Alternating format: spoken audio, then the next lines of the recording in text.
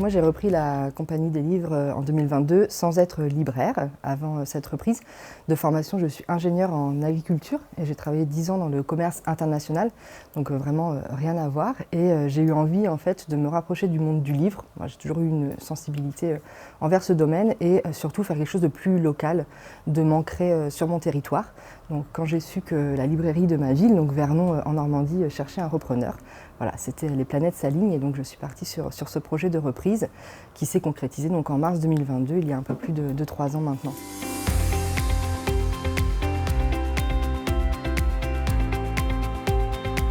Donc, quand j'ai repris la librairie en 2022, j'avais vraiment une volonté d'en faire un lieu plus vivant, plus accueillant et surtout un lieu intergénérationnel où les gens d'âges différents, de situations différentes peuvent s'y retrouver et passer un moment ensemble et chacun peut trouver le livre qui lui correspond. Donc vraiment, j'avais envie d'insuffler cette dynamique-là. Et du coup, en 2023, on a rénové en totalité la librairie avec, voilà, dans l'idée d'en faire un lieu chaleureux, agréable et totalement modulable, ce qui nous permet aujourd'hui de faire différents événements au sein de la librairie, donc des rencontres avec des auteurs, autrices, illustratrices, illustrateurs, des éditeurs aussi, des traducteurs, enfin tout un tas de choses autour du monde du livre, mais également des ateliers créatifs pour les tout petits, des ateliers d'écriture, enfin vraiment on essaie de proposer plein de choses différentes pour que chacun puisse trouver son chemin vers la librairie et vers le livre.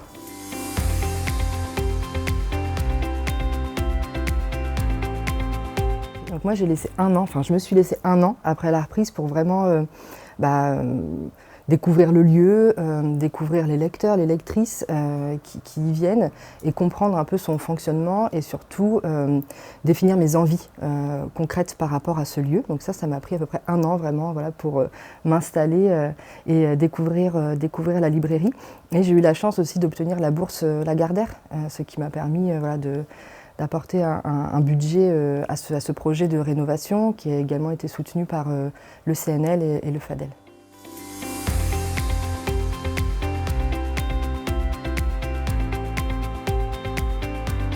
Avant cette année, ça nous arrivait ponctuellement d'aller livrer des particuliers qui nous appelaient en nous disant bon ben voilà, j'aimerais vous commander des livres mais je ne peux pas me déplacer pour un temps court ou plus long. Et donc on faisait déjà ponctuellement des livraisons à domicile pour des personnes notamment isolées et âgées, donc à mobilité réduite. Et voilà, on le faisait comme ça mais sans vraiment y avoir trop réfléchi, finalement, c'est venu à nous. Et en fait, on a subi de octobre 2024 à avril 2025 une longue période de travaux de voirie devant la librairie, donc la rue de la librairie et la rue perpendiculaire à la librairie. Donc du coup, le contexte était assez difficile. Enfin, on s'est retrouvés relativement enclavés. Donc forcément, ça a mené des réflexions. Et on s'est tout de suite dit, mais là, c'est sûr, les personnes à mobilité réduite ne peuvent pas accéder à la librairie, c'est impossible. Donc comment faire pour amener le livre à ces personnes? On sait que pour ces personnes-là, le livre est extrêmement important. C'est peut-être un de leurs seuls loisirs, c'est un moyen voilà, de s'évader, d'aller dans l'imaginaire aussi. Et donc du coup, au début, ça a commencé un petit peu par le bouche à oreille. On a un petit peu fait savoir qu'on pouvait livrer des particuliers isolés, on pouvait livrer aussi des établissements où vivent des personnes âgées, donc des maisons de retraite ou vraiment des maisons seniors en fait, avec des appartements individuels. Donc vraiment, ça a été le bouche à oreille qui a fait connaître ce projet-là. Et donc des personnes se sont rapprochées de nous, des proches aussi de personnes isolées. Et petit à petit, voilà, on a mené ce chemin depuis vraiment le début de cette année pour se faire connaître et pour proposer ce service aux personnes isolées.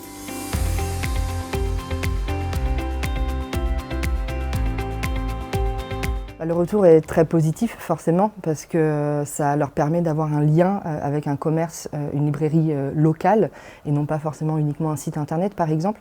Et quand on va livrer ces personnes, il y a aussi un lien social qui se crée. Ça leur permet de voir du monde, d'échanger avec nous. En général, quand on les livre, on leur glisse aussi de la documentation autour du monde du livre, donc par exemple des revues d'éditeurs, et on leur glisse aussi sous format papier notre newsletter par exemple parce qu'ils n'y ont pas forcément accès. Ça leur permet de voir nos coups de cœur, de voir ce qui se passe à la librairie, même s'ils ne peuvent pas forcément venir assister à tout, mais ça leur permet de rester dynamique et de rester présent dans le contexte culturel local.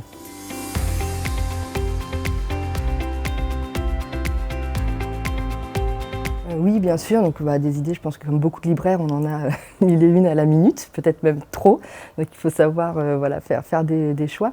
Mais l'idée, globalement, c'est de vraiment continuer à créer des opportunités de rencontres autour du livre et des rencontres intergénérationnelles. Vraiment, c'est quelque chose qui nous tient à cœur, que du tout petit à personne plus âgée, chacun puisse se retrouver dans la librairie, chacun puisse échanger. On veut vraiment que ce soit un lieu de partage.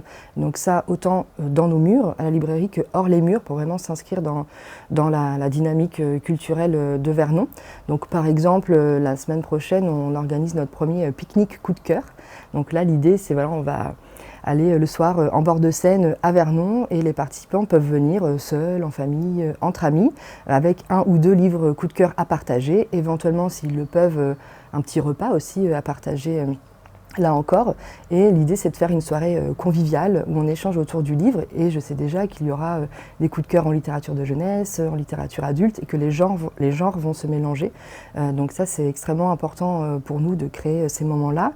Et on a un autre projet aussi qui est la mise en place d'ateliers de poésie au sein de la librairie, puisqu'on s'est rendu compte que la poésie était un vecteur de dialogue intergénérationnel.